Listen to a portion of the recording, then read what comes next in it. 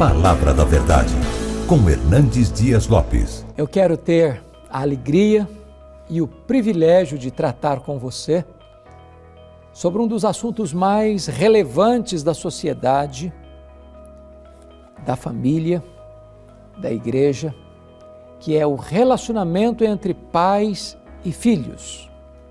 E quero basear esta mensagem em Efésios capítulo 6, versos de 1 a 4. Vamos à leitura deste texto.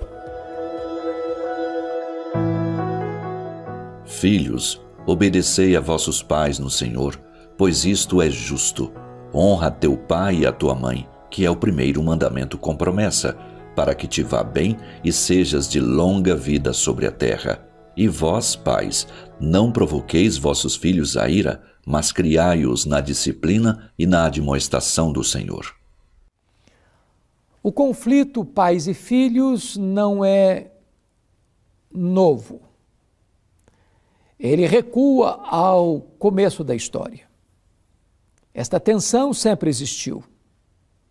É claro que na medida que os anos vão se passando, os séculos vão se dobrando, os milênios vão chegando, esta crise se agrava e mostra a feiura da sua carranca.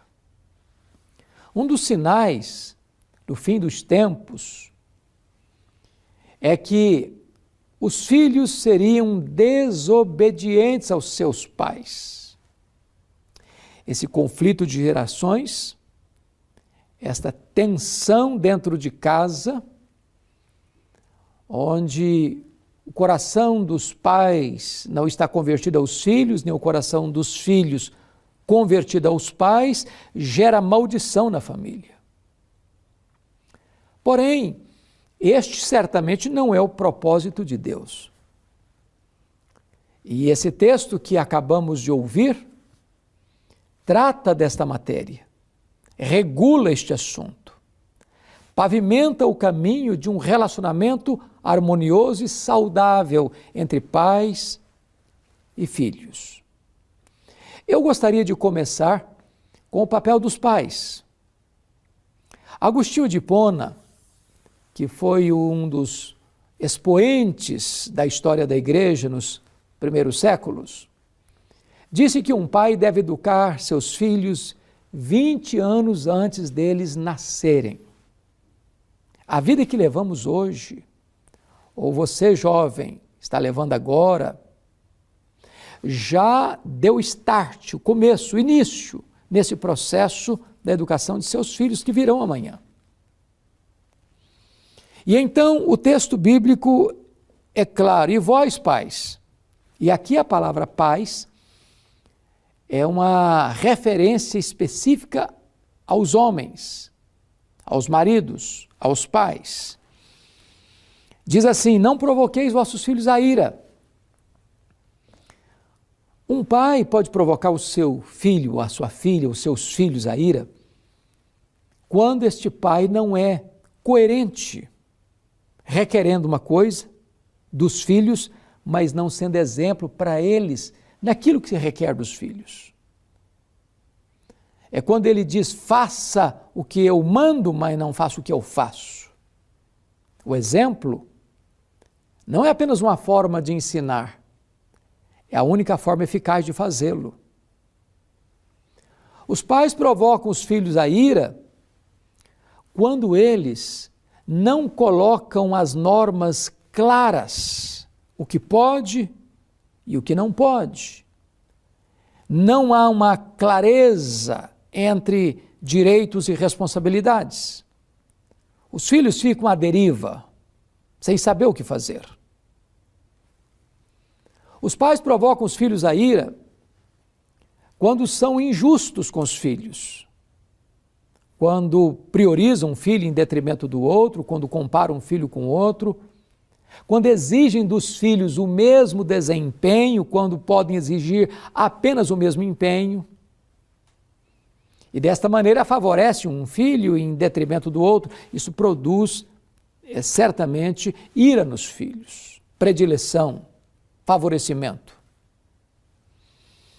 Mas o texto prossegue e diz, E vós, pais, não provoqueis vossos filhos a ira, mas criai-os na disciplina e na admoestação do Senhor. Bom, criar filhos não é brincadeira, não é brincadeira. Há muitos pais hoje que são adultos apenas na idade cronológica, a gente chamaria isso de adultescência, adultos adolescentes.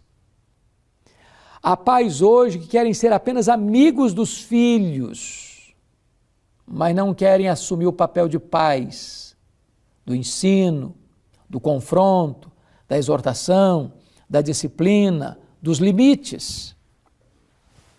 Talvez para compensar a ausência, talvez para compensar a falta de atenção, de prioridade. Então, substituem presença por presentes, então querem sempre agradar os filhos para ficarem bem na foto com os filhos, mas abrem mão do seu papel de líderes do lar, de educadores, para criar os filhos na disciplina, na admoestação do Senhor. A ideia aqui de criar na disciplina e na admoestação é que filhos precisam de limites. Filhos precisam saber o que pode e o que não pode, o que deve e o que não deve, o que faz e o que não faz. Os filhos precisam de normas, balizas.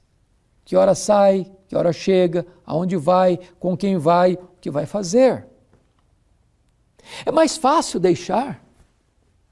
É mais fácil não se importar. Custa menos não confrontar. Mas esta lassidão, este afrouxamento, mais tarde vai custar um preço muito alto para esses filhos. Então o papel dos pais é criar os filhos na disciplina e na admoestação do Senhor. A palavra admoestação vem de uma palavra grega muito interessante, que é o confronto verbal. É o bate-papo, é a conversa, é o olho no olho. É sentar e conversar. Há muitos pais que não conversam com os filhos. Há muitos pais que não dialogam com os filhos. Há muitos pais que não olham nos olhos dos filhos para dizer, meu filho, isso, aquilo outro. Olha, não faça isso, o meu filho faz aquilo outro. Meu filho siga esse caminho, meu filho não siga aquele outro caminho. Os pais precisam ter essa autoridade para olhar nos olhos, para confrontar, falar a verdade em amor. Os filhos precisam se sentir protegidos pelos pais, eles precisam ser os conselheiros mais importantes, mais achegados.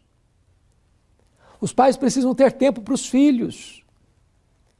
Porque já imaginou o filho dizer, pai, eu preciso falar com você. Não, não tem tempo. Meu pai me ajuda aqui nos deveres da escola. Não, procura o seu coleguinha, mas o telefone toca, o pai corre para atender o telefone e gasta meia hora. Então os nossos filhos precisam ter prioridade na nossa vida, na nossa agenda, no nosso tempo. Precisamos criar pontes de contato com o coração dos nossos filhos, se queremos amanhã que eles busquem a nós, porque hoje, quando os filhos são pequenos, eles choram para ficar conosco. Amanhã, mais tarde, os pais vão chorar para ficar com os filhos. Invista hoje para você colher amanhã. Mas o texto diz, criai-os na disciplina e na admoestação do Senhor. Não basta apenas dar uma boa educação para os filhos, não basta apenas ter uma boa casa, dar roupa, dar calçado, dar conforto. Os nossos filhos precisam, sobretudo, de salvação, de conhecerem a Deus, de terem uma experiência com Deus. A fé se aprende em casa. Nós precisamos passar o bastão da fé para os nossos filhos, para que eles conheçam a Deus, para que eles vejam em nós, seus pais, um exemplo de vida cristã, digna de ser imitada e seguida.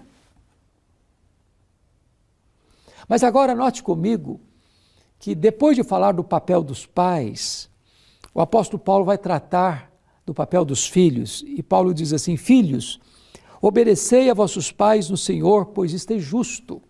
A palavra pais aqui já não é só pai, homem, marido. Pais aqui é pai e mãe. Então, cabe aos filhos obedecerem ao pai e à mãe. Porque desobedecer pai e mãe é uma evidência de decadência. Quando a família está confusa, conflituosa, em pé de guerra, quando não há paz na casa, quando não há harmonia no lar, quando o diálogo morre, quando a frieza gelada toma conta da comunicação, quando a hostilidade assume o trono da família, esta família vira uma família disfuncional. Uma família disfuncional vai gerar uma sociedade violenta. Porque o que é a sociedade? O que é a nação, senão a somatória das suas famílias? Se nós queremos uma pátria livre, uma pátria bem-sucedida, próspera, nós temos que ter lares bem estruturados. É a célula mãe, a célula máter da sociedade, é a família. É por isso que os filhos precisam obedecer pai e mãe. Eu sou pastor há 40 anos. Durante toda a minha vida eu cuidei de pessoas. Eu nunca vi um filho desobediente a pai e mãe que fosse feliz na vida, bem-sucedido na vida, tivesse sucesso na caminhada, fosse bem-sucedido no casamento ou tivesse uma vida plena, maiúscula, superlativa. Esse é um princípio básico. Filhos, obedecei vossos pais no Senhor, porque isso é justo. Mas ainda o texto prossegue e diz o seguinte: honra teu pai e tua mãe. Honrar é mais do que obedecer. É possível obedecer e não honrar. É possível ser um legalista dentro de casa, mas não honrar pai e mãe. Jesus ilustrou isso com a parábola do chamado filho pródigo, onde o filho mais velho trabalhava, nunca saiu de casa, nunca gastou dinheiro com vida dissoluta, mas trabalhava como escravo. Ele não tinha amizade com o pai, ele não se deleitava no pai, ele era um escravo dentro de casa. O texto diz que os filhos precisam honrar os pais. Honrar os pais. Não ser um motivo de tristeza para os pais, mas dar prazer para os pais. Porque obedecem, porque honram, porque cuidam, porque velam pelos pais. Quando os pais chegam na velhice, eles não desamparam os pais. E é uma bênção, uma promessa divina para os filhos que honram seus pais. Primeiro, vida longa. Quantos filhos têm sua vida ceifada precocemente porque não escutaram os pais? Se envolveram com amizades erradas, frequentaram lugares errados, fizeram coisas erradas, por não ouvirem pai e mãe. Segundo, o texto diz que quando você honra pai e mãe, não apenas você tem uma vida longa, mas você tem uma vida próspera e feliz. A bênção de Deus vai acompanhar você. É a bênção de Deus que enriquece e com ela não tem desgosto. É Deus quem fortalece as nossas mãos para adquirirmos riquezas. Riquezas e glórias vêm de ti, diz a Bíblia. Então, quando você honra seu pai e sua mãe, você tem a bênção de Deus, você tem vida, você tem prosperidade, você tem uma vida bem-aventurada. Agora, eu faço uma pergunta: como é que está o clima lá na sua casa? Como é que você trata seus pais? Como é que você se relaciona com seus filhos? Qual foi a última vez que vocês sentaram ao redor da mesa para bater um bom papo? Qual foi a última vez que você procurou seu pai e sua mãe para pedir um conselho, uma orientação? Qual foi a última vez que você teve liberdade de abrir o coração para o seu pai e para a sua mãe pedindo conselho? Qual foi a última vez que você sentou com seu filho, com a sua filha, para dar uma orientação na vida pessoal, emocional, profissional, espiritual? Está na hora de nós revertermos este quadro da crise familiar, priorizarmos a nossa casa, a nossa família, cuidarmos da nossa família com todo amor, com todo zelo. porque nenhum sucesso que a gente alcance fora dos portões compensará o fracasso dentro dos portões. Nossa família é o nosso maior patrimônio, nossa maior riqueza. Nossos filhos são a nossa maior herança. Conviver e honrar pai e mãe é um dos grandes privilégios que você tem, jovem, que está aí me escutando. Deus abençoe sua vida. Deus abençoe seu lar. Deus abençoe você, pai, você, mãe, você, filho, você, filha. Que a sua casa seja uma fonte de vida, um lugar de prazer e deleite. Eu quero orar com vocês. Deus amado, eu quero te agradecer pela tua palavra e quero te pedir, Deus, agora que tenhamos lares saudáveis, felizes, plenos da alegria da tua presença. Se há feridas, que elas sejam curadas, se há mágoas, que elas sejam perdoadas e que um tempo novo de refrigério e de bonança venha sobre a nossa casa, pois é a nossa oração em nome de Jesus. Amém.